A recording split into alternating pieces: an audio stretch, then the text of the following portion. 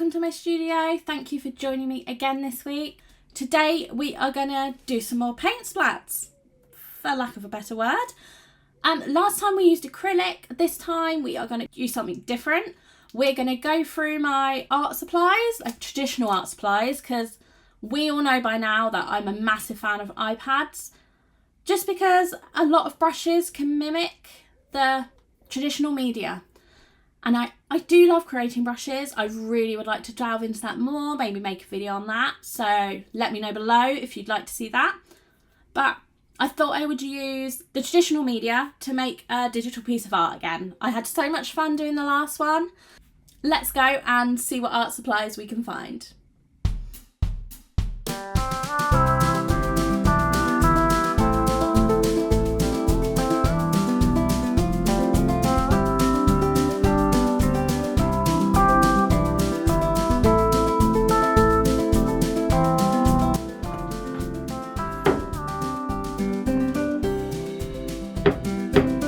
These are all my old sketchbooks from uni, from sixth form, basically my history of art. So if you'd like to see this, let me know and I'll maybe do another video.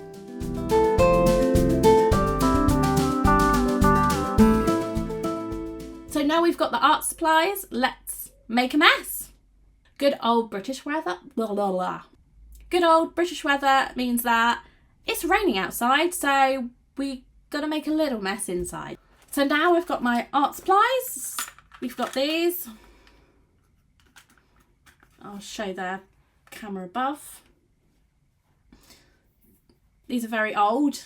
These are probably about 15 years old now. And these are newer. I haven't even opened these. Basically, I love hoarding art supplies. I'm sure lots of illustrators do, so yeah. We've got this. There, yeah, that's it. Okay. So we're going to try a few, basically just have a good experiment and see what happens. Yeah, let's do it. Can you believe how tiny paintbrushes I used to use? Oh my goodness, these are actually left over from uni. I'll show you guys. Look. Ah! Can you tell which one's used a lot? Oh my goodness. This is literally... oh my goodness. It's taped back together. I think this is clearly my favourite paintbrush. Clearly. Oh my goodness, it's so small and fine. Oh. It's even stuck. Oh god. Hopefully we'll still be able to use these. Don't know. I have never used these, so I have no idea how. I have a palette.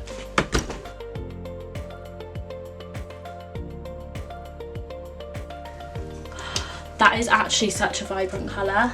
Look. Oh, that's nice.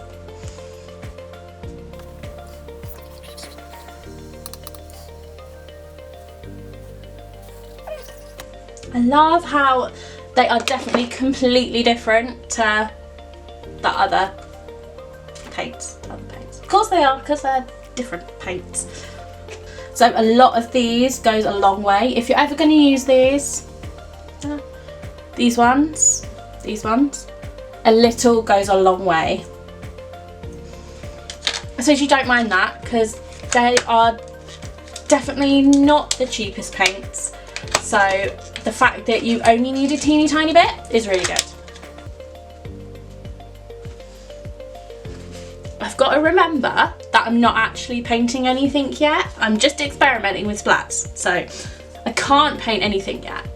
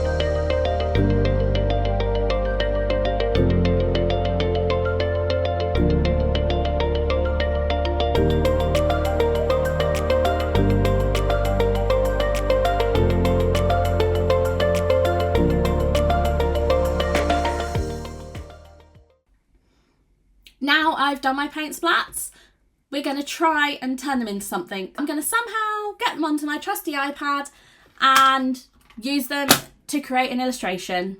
Let's do it.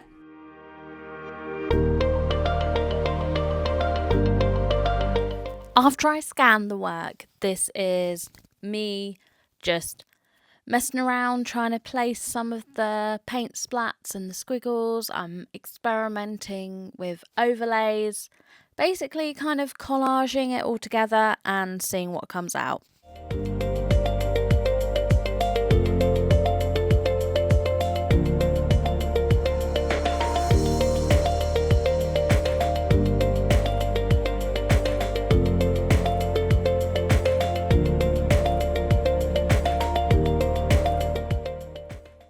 I think it's clear to see that I'm going down the storm cloud and raindrop route.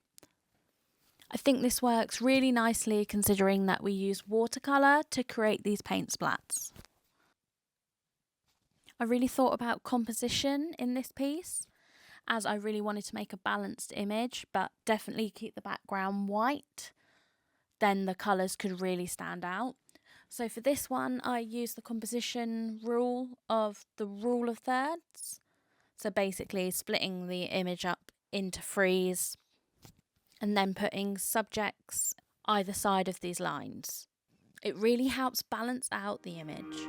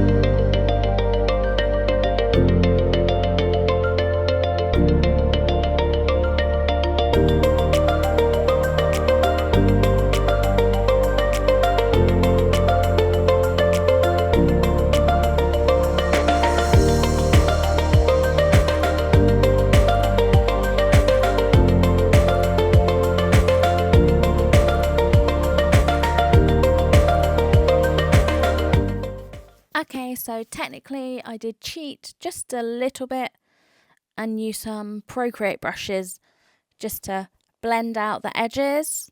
I did use the watercolour brush though, so maybe it still counts.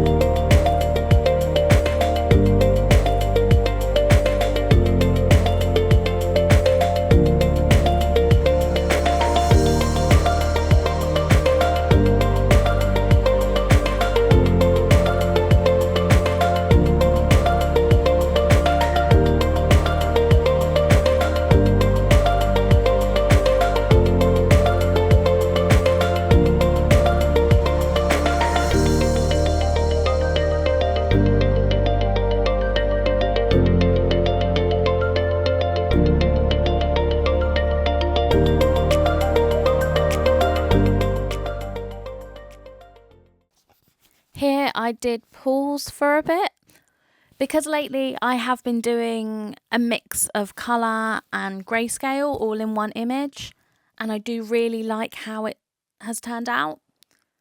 So where this is heavily colour based, I did wonder if it would be a good idea to mix it with just that line work. Here are a few examples of ones I've done before, which I do think are quite successful. But in the end, I chose to go for a full colour piece on a white background.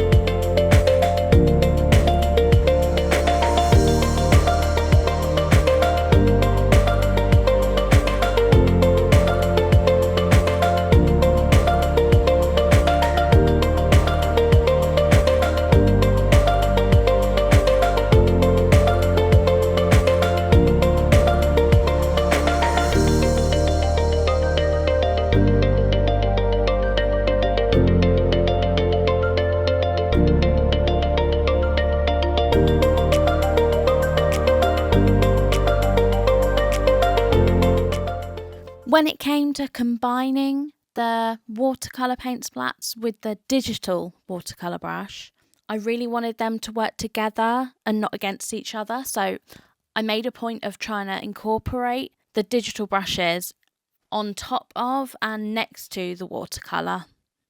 I did play around with the opacity in order to make this more apparent, as I really didn't want to lose the richness of the real watercolour paints.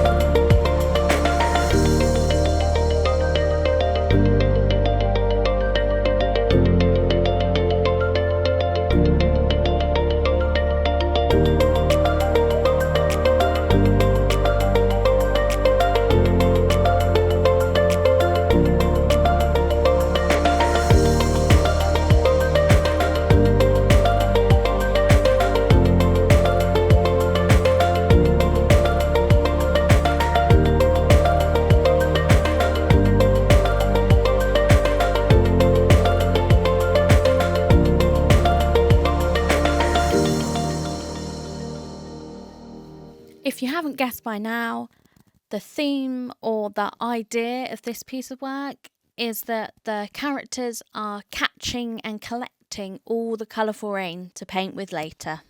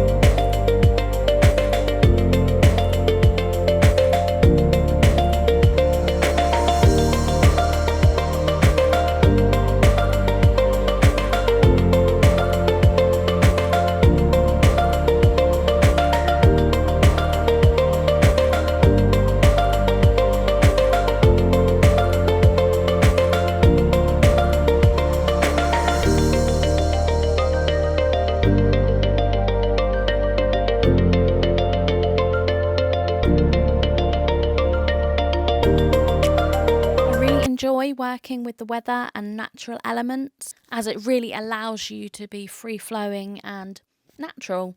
So it's not very rigid and it doesn't have to fit into a box. So basically you can use lots of artistic license with it. I do use it a lot in my work, but I do enjoy it. As you can see, here are also some portfolio pieces that I haven't actually coloured up yet, but they all feature rain and colourful rain. Obviously, yes, okay, so it's not blue, but you do know it's rain, which is the brilliance of illustration.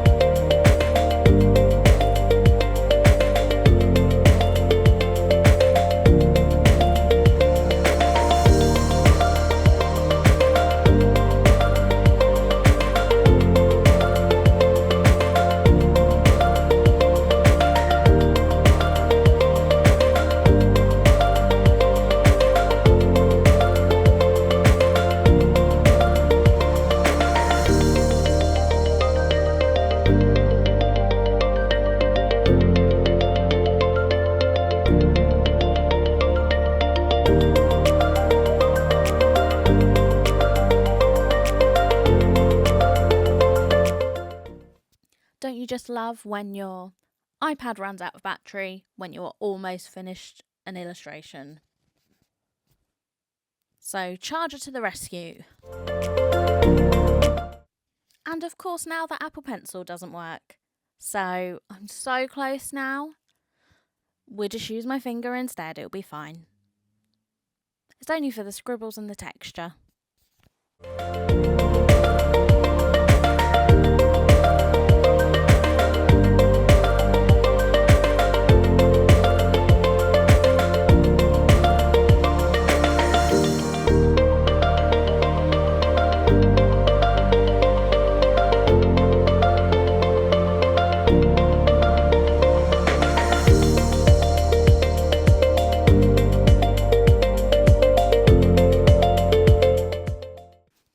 Thank goodness the pencil's back.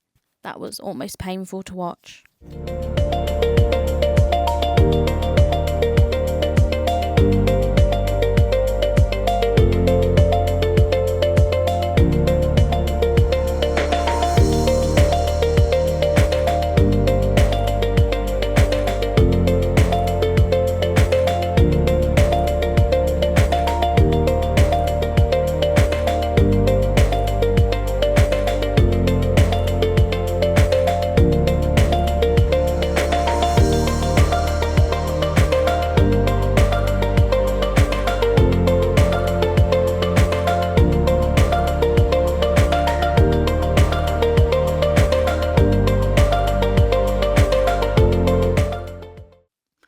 So if you've ever taken a closer look at my work, you'll see that I use a lot of colours over the top of colour in order to bring the colour palette together. Here are just a few examples in other pieces and close-ups on the sections that this really shows up on.